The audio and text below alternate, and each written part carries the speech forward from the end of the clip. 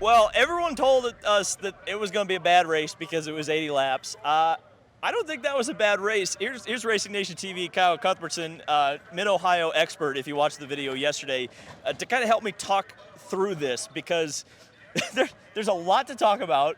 The Andretti team completely imploded. McLaren completely imploded. Foyt completely imploded. And Scott McLaughlin back in victory lane. I guess we'll start with you, and we can kind of get the discussion going. What was the biggest standout to you throughout this race? Well, I mean, typical Mid-Ohio, right?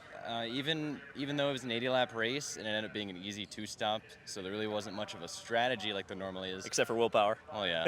Well, when the yellows come out, that really changes the game every time they come out here. Remember in 15 when Rahal won the race because of a yellow? Yep. It was like every time the caution came out, it would just re-jumble the field. That really, even before the gearbox issues for Pato, that first yellow, he came out of the pits third behind McLaughlin and Palou. So that's really what set the race up for McLaughlin. It just felt like the more yellows that came out, the more the whole field just kind of scrambled. And that's what I couldn't figure out was Palou's. I assume it was just clean air, because that was the first thing that impressed me, was just how much ground Palou made up under green. And then with the timing of that yellow, it really screwed Pato a little bit. I mean, I'm sure the gearbox didn't help, but McLaughlin got out of the pits ahead of him. Herta jumped up in there at some point. Palou did too. Like you say, the yellows were the major key here, and that was the thing that I think. Who was it? It was. Who said it was like an early yellow would be important? I think it was Pagenaud. It was Pagenaud. Pagenaud or Palou. Pagenaud or Palou, one of those two, and they also did pretty good today, said if you got an early yellow around like lap 4, I think it wasn't lap 4 when Rosenqvist had his issue, but it was early enough in the race. Early enough. It was about that time. Because they hadn't pitted yet. Yeah. So it was early enough in the race that it seemed like it got that cycle out of sequence just enough where, you couldn't do 3 stops and make it work, and there really wasn't. It didn't seem like the reds and blacks there was a massive difference. It seemed like maybe Palou had a little bit on kind of those final restarts on the reds. Yeah. My theory is, and I don't know this for sure, but I kind of have a suspicion because of how late McLaughlin was pitting that Palou was light on fuel. Because it looked like he really was charging on the restarts, and it looked like he had the pace to pass him. And then it would just be like he would start falling back. And there was definitely points where it looked like he was saving fuel because McLaughlin would pull out, half a second a lap, and then it would tighten up.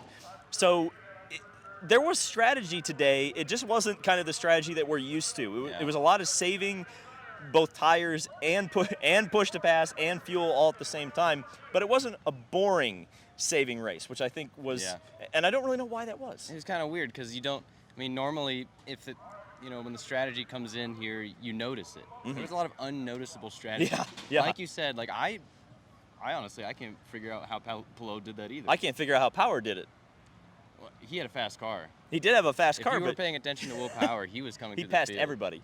He passed everybody, but at the same time, he had a late second stop and then never stopped again, but had the pace to maintain third. That was the thing that was crazy to me, is that Will Power, obviously he blocked Elio yesterday. I actually talked to one of the crew members, and it was a bit of a miscommunication, unfortunately, where Power did not know that Elio was coming on a hot lap, weaved to warm up his tires, but that blocked Elio. So then you get to the race, lap 1, turn 3. Well, turn 6 on the track, but turn 3 on the race. Power spins. And it's like, he's done. And then he passes everybody. But then they somehow work the strategy, and Power drives the damn car to the point where they finish on the podium. And like you say, they really probably should have been on the front row, and he probably should have won this race under normal circumstances. That mistake in qualifying cost him the win, but at the same time, to me, it was one of the better drives of his career, I think. That is a little bit of a heartbreaker, right? Because, if you saw the restarts, he was really the only guy who would just make up a spot here, make up a spot there. And he really, not only on strategy and a little bit of luck, like you said with the spin, he really was the only guy who really had the fast enough car to just really charge his way through there. Yeah. And I wonder if that early, because he did pit on the Rosenqvist yellow. Yes. But he was the only guy, because there were a few people, I think it was Simona did and Graham did. A few people did that, but that probably gave him fuel to spare in that first stint where, he probably did 3 stops. Yeah. He did Probably. do 3 stops because he had that early one. That probably gave him some extra fuel in that second stint, and that's where he made it all up. And then they got another yellow with Tatiana and Pato, and that brought him right back into the fold. So that, you know what? Full credit to Team Penske. I guess they made a 3-stop work. I mean, Newgarden as well. He started 14th and finished 8th, and that was on pure speed. For a second in that last yellow, he was the first guy to pit. He was the first guy to pit in the sequence, and another guy who was just jumping spots. He pitted probably 3 or 4 laps ahead of everyone else, and he was just jumping people. He was, if that yellow, the very last yellow, if that would have, been flown maybe a lap earlier, Newgarden wins this race because he was the first guy in. Yeah. Well, Herta also almost stole this thing. There was a point where I think they screwed up a stop. There was something, because I remember when he was leading on the restart. Yeah. They should have pitted. I think they should have pitted, right? Well, because I was confused on this too. Because I sat down, but I looked at the app, and he hadn't pitted in 29 laps. Yeah, that was a mistake. They left him out, and then, of course, well, that's a good transition, another yellow comes out, and things happen. Yeah. Well, the takeaway from this race is, well, let's talk about that last. We'll talk about the other 2 teams that imploded first. Aero McLaren SP, to me, who says mechanical reliability isn't a thing anymore? Because both cars go out of the race. Rosenquist pops a motor. Award breaks a gearbox. 2 separate issues that I guess they're both in the powertrain, but that's a surprise, to say the least, that both cars. Questions to be answered, too, is maybe just, a Chevy thing, because Tatiana had a mechanical, and Ilott did.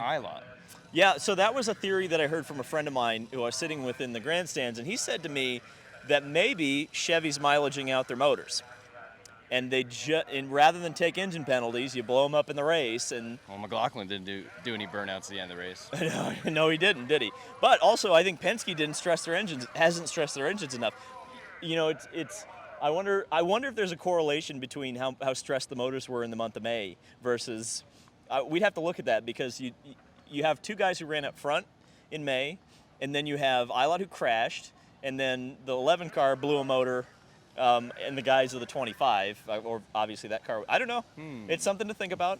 I don't know, but it was a total Chevy thing. Yeah. So maybe a Chevy implosion too. AJ Foyt Racing brought out 3 yellows for all 3 of their cars. Kyle Kirkwood looked like he was on for actually a good result, probably easily in the top 10. But apparently had something I want break. to talk about too. Now, bring up Kirkwood. How do you feel about not throwing the yellow right away? Because I remember. I hate it. I mean. Just open the pits when it's not closed. I agree with that. Yeah. There are times when I agree with it, but I remember Kirkwood being halfway out of the car and not throwing a yellow. Yeah. If the driver's halfway out of the car, throw the yellow. Well, that was a and I understand why they keep everybody out because they keep the green out because they're trying to make sure no one gets screwed in the pits. But it's racing. It's not a race. And at some point, to me, the only justifiable closing of the pits would have been where Pato broke down at the pit exit because that's potentially dangerous situation. But when you got a guy crashed, what was he, turn 9? Yeah. So he's not really in danger of ruining. And I get that you probably don't want guys racing around either under yellow to get into the pits if you don't close it. It's a catch-22 for sure. But I hate it. It's a purity thing for me. I don't like it. The solution is just keep the pits open. Yeah. Or code 60. Slow zones, code 60. Yeah. That would be another thing because then you could just make everybody do pit limit there, and then, put the safety team out there, get a crane, just lift the car off the damn track and get rid of it. I don't know. Whatever. Let's talk about Andretti Autosport. We've been waiting for the most juicy part. I talked to a driver after the race who does not drive for Andretti Autosport, but he's in communication with a driver from Andretti Autosport. And the word on the street is Michael Andretti's never been more angry at the end of it. Understandable. So let me get this straight, and correct me if I'm wrong. Grosjean hit Rossi, then Rossi finished Grosjean off, then Rossi hit Devlin, and then Grosjean hit Herta. Yes. Is that correct? Yes. I don't know if that's the exact sequence orderly, but that all of that happened. That happened. That's all that matters. I don't know if Devlin and Rossi happened before Colton and Grosjean, but there was a lot of contact. And I will tell you that watching the replay, especially of Herta, or not Herta, Rossi and Grosjean, there was definitely a point where they had bumped into each other like 3 or 4 times over the course of one lap. And over there in the keyhole, there was a point where Rossi said, "I'm not turning anymore." And that wheel went straight as an arrow. He didn't turn into him technically. He just didn't turn away from him. And I'll tell you, this is, honestly, I don't think I've seen dysfunction this high in a single team in a single race. Like there has been these kind of circus atmospheres and these kind of disagreements at times. Actually, Andretti Autosport has been guilty of this in the past, believe it or not, but never in one race. That's the part where I'm kind of thinking, and never all cars hitting each other in one race, separately, in separate incidents. This is, and you can't leave out the Shank cars either, because Grosjean hit Pagano about it. They're all in the same. They all go to the same debriefs. I think Elio's the only Andretti, affiliated driver who didn't really make any contact with any other Andretti cars that we know of. That we know of. And, I think we were on 2 different ends of the. That's this is. And that's the thing. Rossi's leaving, right? But everybody else is locked into contracts for next year, and you just, I don't think you can run a ship like that. And and 2, there's got to be some frustration boiling over. I know Grosjean's been frustrated. Yeah. He was frustrated right away at St. Petersburg because he was quick there. He screwed up in practice, ran into the back of Sato, and ruined his weekend from there, and really has kind of been not on pace since then, or at least to win. And Herta, talk about a disappointing season. We were looking at the points, and he's not even in the top 10 right now.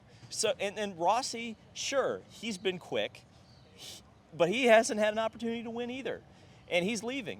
And Devlin, he had issues. He has had a couple of issues this year with contact. Devlin, to his credit, only got hit today. It wasn't his. He didn't do anything. Yeah, he just got hit. So that is just the thing that I can't wrap my head around, is how they're going to get that ship, plug all the holes in that ship. I know one of the guys is jumping off that boat, but where do you go? I honestly, I have no idea. I've thought a lot about this. I mean, Grosjean's had a couple of, deals this year where with teammates. With teammates and Graham. and Graham. But I mean, well, if there's one thing we know, Graham will never drive an Andretti Autosport. Yeah, that's been said and done. But I mean, I've thought a lot about this, because it's like whether it's whether they're all Grosjean's fault or not Grosjean's fault. I'm not really. He's involved in it a lot. I'm not I'm not the one to say. I'm not the one to really judge on that, but I mean, we're not in the team meeting, unfortunately. I wish I was. I don't know what you do, because he's quick, right? Yeah. Like he's No, I mean, he's been quick, but I think the difference is, I think you had him at Coyne last year, and Coyne is a very different atmosphere. Is Grosjean too aggressive?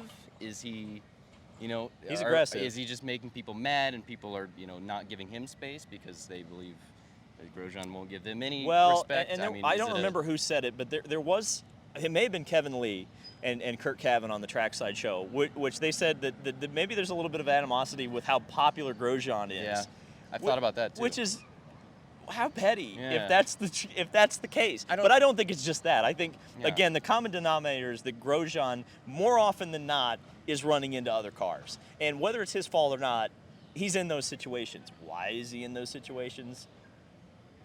Yeah, is it a respect issue? Is he too aggressive? I'm not the one to say, but I mean, that's something to think about. Yeah, I think that it's going to be very interesting to see what happens going forward at Toronto. And I have a suspicion that they didn't talk to anybody, because you and I both saw them whisked away on their scooters very quickly. No one was talking, and I don't blame them for not talking, because this is going to be this is going to be a media circus too. You don't think it's just going to be us, right, putting this in the headline? Nope. And it's going to be a talking point all the way through Toronto and then into the rest of the season. And Toronto, that's a full contact track. So, SpaghettiOs. Aren't the Andretti cars also really quick on street courses? SpaghettiOs. They're going to potentially all be up front. But I'll tell you, And that's the thing too. I just got to reiterate the Grosjean Rossi thing at the keyhole. It's as blatant as I've seen. And like, I mean, you and Connor said you wanted a fight. You didn't exactly get a fight, but you got some on-track well, that's the beef. thing. That's the thing. I hope Connor's happy because Got there's some some beef. serious beef, and I wouldn't be surprised if they weren't throwing hands in that meeting. But dang, hey, you know what? That was a pretty good race. I have to say. See? See? Okay, what else you got to say, Kyle? Because I don't think we'll see you for at least a couple more races. Yeah, I have some work to do on the karting scene, but I love being here. Shout out Car Chaser. Just Mid-Ohio, man. It's my home track. I get to be home for a weekend and see an IndyCar race. Yeah. It goes too quick every time, and I'm sad it's over. But I mean, man, I can't wait to be back here next year. And yeah, They just need to do a great 90 time. lapper next year. That's all they got to do. Oh, that's what they got to do. That's all they got to do. That's what Scott Dixon said. Actually, Scott Dixon I thought was going to win this at one point, but Yeah, almost. Real quick, shout out VK shout in out fourth. VK. VK in fourth. Shout out Jimmy. Jimmy, I think either he tied or he bettered his best road course finish in the series. So good job, Jimmy. He didn't cause any trouble. Shout out Elio, 8th. Shout out Elio. Shout out Pagano, 10th. Passional. Yeah. Oh, shout out. I mean, Lundgaard 11th. He didn't have That's a bad. maybe a best result. No, it's Possibly. not the best result because he was in the top 10 at And he at was Road fighting America. for the top 10 too. Mhm. It Yeah, was a little he last almost lap put skirmish. a pass on who was there? It was Pagano. Pagano, Yeah. yeah. So Some Ohio and Ohio team action. yeah, look at this. Pink. Drive pink, everybody. That's Mid-Ohio. Thank you guys so much for watching. Let us. You've already let us know what you think in the comments. Let's be honest. I'm sure it'll be a totally non-toxic environment. It'll be like a magic marker. Thank you guys for watching.